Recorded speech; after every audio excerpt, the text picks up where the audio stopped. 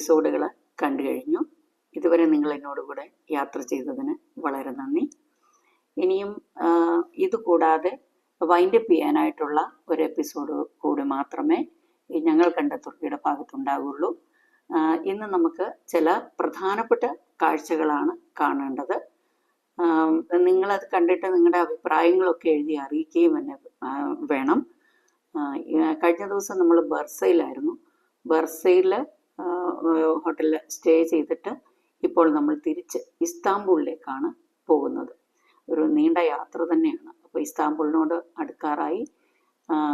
അപ്പോൾ ആ പോകുന്ന വഴിക്കുള്ള കാഴ്ചകൾ നിങ്ങൾ ഒന്ന് കണ്ട് ആസ്വദിക്കുക എന്നോടൊപ്പം.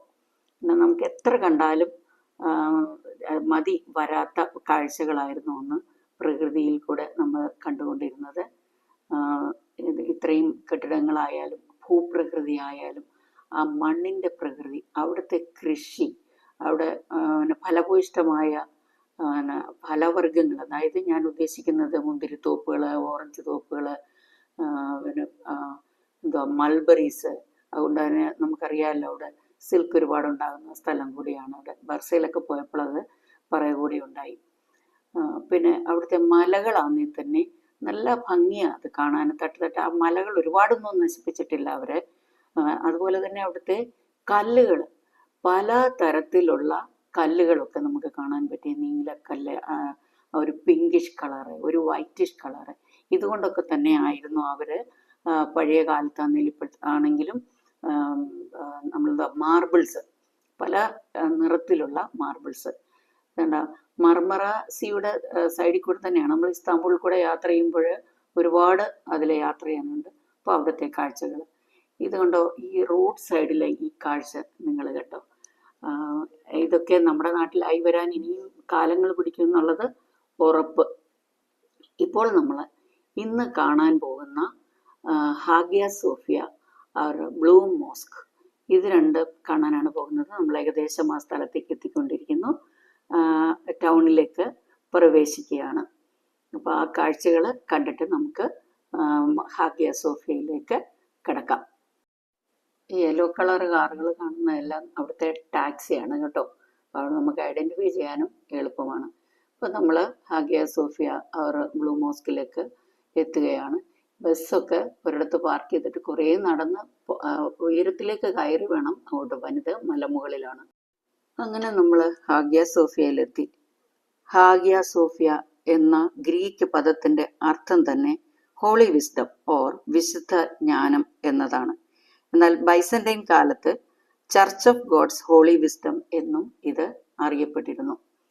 ഇപ്പോൾ നമ്മൾ ഒരു റാമ്പ് വഴി കയറി പള്ളിക്കകത്തേക്ക്, ഹാഗിയ സോഫിയ എന്ന പള്ളിക്കകത്തേക്ക് നമ്മൾ പോയിക്കൊണ്ടിരിക്കുകയാണ്. ഇച്ചിരി ഒരു 10 മിനിറ്റോളം എടുത്തു. പ്രായമുള്ളവരല്ലേ, എല്ലാവരും കൂടെ നടന്ന് അങ്ങോട്ട് എത്താനായിട്ട് സമയമെടുത്തു. ഇടയ്ക്കിടയ്ക്ക് നിന്നൊക്കെയാണ് പോയത്. ഹാഗിയ സോഫിയ ലോകത്തിലെ ഏറ്റവും പ്രതീകാത്മകവും ചരിത്രപരമായി പ്രാധാന്യമുള്ളതുമായ ലാൻഡ്മാർക്കുകളിൽ ഒന്നാണ്. തുർക്കിയിലെ ഇസ്താംബൂളിൽ സ്ഥിതി ചെയ്യുന്ന ഹാഗിയ സോഫിയ, അതായത് ഇപ്പോഴത്തെ ആയ സോഫിയ, AD 537 ഇത് നിർമ്മിച്ചത്. ബൈസന്റൈൻ ചക്രവർത്തിയുടെ കാലത്ത്, ബൈസന്റൈൻ രാജാവായ കിങ് ജസ്റ്റീനിയനാണ് ഈ പള്ളി നിർമ്മിച്ചത്. 537 മുതൽ, അതായത് AD 537 മുതൽ 1204 വരെ അത് ഒരു ബൈസന്റൈൻ ഓർത്തഡോക്സ് ചർച്ചായിരുന്നു. 1204 മുതൽ 1261 വരെ ലാറ്റിൻ ചർച്ചായിട്ടാണ് അത് അറിയപ്പെട്ടത്. 1261 മുതൽ 1453 വരെ ഓട്ടോമൻ മസ്ജിദ് ആയിരുന്നു. ഓട്ടോമൻ ചക്രവർത്തിയുടെ കാലത്ത് മുസ്ലിം പരിവർത്തനങ്ങളിൽ അത് അങ്ങനെയായി തീർന്നു. പിന്നീടത് 1935 മുതൽ 2020 വരെ മ്യൂസിയമായിട്ടാണ് അതിന് അംഗീകരിച്ചു വന്നത്. എന്നാൽ 2020 മുതൽ അത് വീണ്ടും മസ്ജിദായി. അപ്പം ക്രിസ്ത്യൻ വിശ്വാസത്തിലുള്ള നമ്മൾ അതിന് അകത്ത് കയറുമ്പോൾ പല കാഴ്ചകളും, ക്രിസ്തുവിൻ്റെ പല ഫോട്ടോകളും, അതായത് അപ്പോസ്തലന്മാരുടെ ഫോട്ടോകളും ഒക്കെ ഉണ്ടായിരുന്നത് കൊണ്ട് നമുക്കത് കാണുമ്പോൾ ഒരു നീറ്റല മനസ്സിൽ അനുഭവപ്പെടുന്നത് യാദൃശ്ചികം. ഞാൻ വിവരിക്കുന്നതിനോടൊപ്പം നിങ്ങൾ ഇതിൻ്റെ ഉള്ളിലെ കാഴ്ചകൾ കൂടെ ഒന്ന് ശ്രദ്ധിച്ച് കാണണം. ഇതിന്റെ വർക്ക് അത്ര അപാരമാണ്. ഈ മുൻ ഓർത്തഡോക്സ് പട്രിയാർക്കൽ ബസിലിക്ക സാമ്രാജ്യങ്ങളുടെ ഉയർച്ചയ്ക്കും തകർച്ചയ്ക്കും സാക്ഷ്യം വഹിച്ചിട്ടുണ്ട്. ഇത് ബൈസന്റൈൻ ഓട്ടോമൻ വാസ്തുവിദ്യയുടെ പ്രതീകമാണ്. അതിമനോഹരമായ താഴികക്കുടവും സങ്കീർണമായ മൊസൈക്കുകളും ലോകമെമ്പാടുമുള്ള ആളുകളിൽ വിസ്മയമുണർത്തുന്നതാണ്. ഇപ്പൊ ആര് ചെന്ന് കണ്ടാലും നമ്മളത് നോക്കി അന്തിച്ച് നിന്നുപോകും. അത്രയ്ക്കാണ് 500കളിലെ, അതായത് അന്ന് ഉണ്ടാക്കിയ ബിൽഡിങ്ങുകളുടെ ആ ഭംഗി നമ്മളിപ്പോഴും ആസ്വദിക്കുന്നത്. 1000-ലേറെ വർഷങ്ങൾ ഇത് ലോകത്തിലെ ഏറ്റവും വലിയ കത്തീഡ്രലായിരുന്നു കേട്ടോ. പൂർണ്ണമായും പെൻഡന്റീവ് ഡോം ഉപയോഗിക്കുന്ന ആദ്യത്തെ കെട്ടിടങ്ങളിലൊന്നാണ്. ഞാൻ ഈ മുകളിലോട്ട് ഫോട്ടോ ഫോക്കസ് ചെയ്യുന്നതെല്ലാം ആ ഡോമിന്റെ ആ ഭംഗിയായിരുന്നു. മതപരമായ പ്രാധാന്യം ശ്രദ്ധിക്കുമ്പോൾ 1000 വർഷത്തിലേറെയായി ഈസ്റ്റേൺ ഓർത്തഡോക്സ് സഭയുടെ പ്രധാന സ്ഥലമായിരുന്നു ഹാഗിയ സോഫിയ. കിഴക്ക് പടിഞ്ഞാറ് ഭിന്നതയുടെ തുടക്കമായി കണക്കാക്കപ്പെടുന്ന പാത്രിയർക്കീസ് മൈക്കൽ I സിറുലാറിസിന്റെ സ്ഥാനഭ്രഷ്ടത്തിന്റെ സ്ഥലം കൂടിയായിരുന്നു ഇത്. എന്നാൽ ഓട്ടോമൻ സാമ്രാജ്യം 1453 കോൺസ്റ്റാന്റിനോപ്പിളിന്റെ പതനത്തിന് ശേഷം ഹാഗിയ സോഫിയയെ മുഹമ്മദ് ദി കോൺകർ ഒരു മസ്ജിദാക്കി മാറ്റി. 1935 വരെ അങ്ങനെ തുടർന്നു. പിന്നീട് 2020 വരെ മ്യൂസിയമായി തുടർന്നു. ഇത് ഞാൻ ഓൾറെഡി മുമ്പേ ഒന്ന് വിശദീകരിച്ചതാണ്. എങ്കിലും ഇത് കാണുമ്പോൾ ഒന്നുകൂടെ ഉറപ്പിച്ച് പറയാൻ വേണ്ടി പറഞ്ഞതാ. 2019 കണക്കനുസരിച്ച് തുർക്കിയിൽ ഏറ്റവും അധികം ആളുകൾ സന്ദർശിച്ച വിനോദസഞ്ചാര കേന്ദ്രമാണ് ഇത്. എന്നാൽ 2020 കൗൺസിൽ ഓഫ് സ്റ്റേറ്റ് ഈ സൈറ്റ് ഒരു മോസ്കായി പുനർവർഗീകരിച്ചു. ഈ തീരുമാനം വിവാദപരവും യുനെസ്കോയിൽ നിന്നും മറ്റ് അന്താരാഷ്ട്ര സംഘടനകളിൽ നിന്നും അപലപിക്കപ്പെട്ടതുമാണ്. ഈ ഹൈലൈറ്റ് ചെയ്ത ഭാഗം നിങ്ങളൊന്ന് ശ്രദ്ധിച്ചാൽ നന്നായിരിക്കും. അത് ഒരു മറ പോലെ അവിടെ ഉണ്ടെങ്കിലും അതിൻ്റെ ബിഹൈൻഡില് ജീസസും, അതായത് മദർ മേരിയും ജോസഫും മടിയിൽ ജീസസും ഇരിക്കുന്ന ഒരു ഫോട്ടോയാണത്. കണ്ട ഡോം ഞാൻ പറഞ്ഞില്ലേ, ആ ഡോമൊക്കെ ഭയങ്കര ഭംഗിയാണ് അത് കാണാൻ. അതിൻ്റെ ആ 2 സൈഡിലായിട്ട് സറാഫുകളുടെ ഫോട്ടോയാണ് കാണുന്നത്. ഫോട്ടോ അല്ല കേട്ടോ, അതൊക്കെ അന്ന് നിർമ്മാണത്തിന്റെ കൂടെ ചിത്രീകരിച്ചിരിക്കുന്നതാണത്. അതുകൊണ്ട് തന്നെ അത് എനിക്ക് തോന്നുന്നു അത് മാറ്റിയിട്ടില്ല. ഈ ലൈറ്റ്സ് ഒക്കെ കണ്ടത് നല്ല രസമാണ് കാണാൻ. നേരിട്ട് കാണുമ്പോൾ ഭയങ്കര ഭംഗിയാണ് ഇതൊക്കെ കാണാൻ. അതിൻ്റെ ആ ആർട്ട് വർക്കുകൾ നിങ്ങൾ ശ്രദ്ധിക്കണം. ഇപ്പോൾ അത് മുസ്ലിം ആരാധന ഉണ്ടായിരുന്നു, അവിടെ ഒരുപാട് പേര് താഴെ ജനം ആരാധിക്കുന്നുണ്ടായിരുന്നു. എങ്കിലും അത് പണ്ട് നേരത്തെ മ്യൂസിയം ആയിരുന്നല്ലോ, ഇപ്പോഴും ഒരുപാട് ആളുകൾ അവിടെ വന്ന് ഒഴുകിപ്പോകുന്നുണ്ട്. ഒത്തിരിയും പേര് അവിടെ വരുന്നുണ്ട്. പക്ഷെ നമുക്കതിന് പെർമിഷൻ ഉണ്ട്, അവിടെയൊക്കെ കാണാനും ഫോട്ടോ എടുക്കാനും ഒക്കെയുള്ള പെർമിഷൻ ഉണ്ട്. എനിക്ക് ഒരു 3 നിലയുടെ പൊക്കത്തിലേക്ക് നമ്മൾ കയറി നിന്നാണ് താഴോട്ടുള്ളതൊക്കെ കാണുന്നത്. എന്നിട്ട് അവിടെ നിന്നാണ് മുകളിലോട്ട് നമ്മൾ ഈ ഫോട്ടോസ് എടുക്കുന്നത്. അപ്പോൾ അതിൻ്റെ മൊത്തത്തിലുള്ള ഉയരം തന്നെ നമുക്ക് ഊഹിക്കാവുന്നതേ ഉള്ളൂ. അങ്ങനെ ഞങ്ങൾ എല്ലാവരും ആ കാഴ്ച കണ്ടു. അങ്ങോട്ട് റാമ്പിലാണ് കയറിപ്പോയതെങ്കിലും തിരിച്ചിറങ്ങുമ്പോൾ പടിയായിരുന്നു. പ്രായമുള്ളവരാണ്, പടിയിലൊക്കെ ഇറങ്ങാൻ ചില ബുദ്ധിമുട്ടുണ്ടായിരുന്നെങ്കിലും പടി ഇറങ്ങി അങ്ങ് താഴെ എത്തിയത്. ഞാൻ പെട്ടെന്നങ്ങ് കാണിച്ചെങ്കിൽ കുറേ ഉണ്ടായിരുന്നു. താഴെ ഇറങ്ങി വന്നപ്പോഴുണ്ട് അവിടെ ഒരു ചെറിയൊരു പ്രാർത്ഥനാ മുറികൾ, ഈ രാജാക്കന്മാർ വന്ന് അവർക്ക് വേണ്ടി പ്രാർത്ഥിക്കാനുള്ളൊരു മുറി ഉണ്ടായിരുന്നു. അത് കഴിഞ്ഞിട്ട് ഞങ്ങൾ അവിടുത്തെ കാഴ്ചകൾ കണ്ട് പുറത്തിറങ്ങി. ഇനി നമ്മൾ ബ്ലൂ മോസ്കിലേക്കാണ്. ഈ കാഴ്ച ഞങ്ങൾ ബസ്സിലിരുന്നെടുത്ത ഫോട്ടോയാണ്.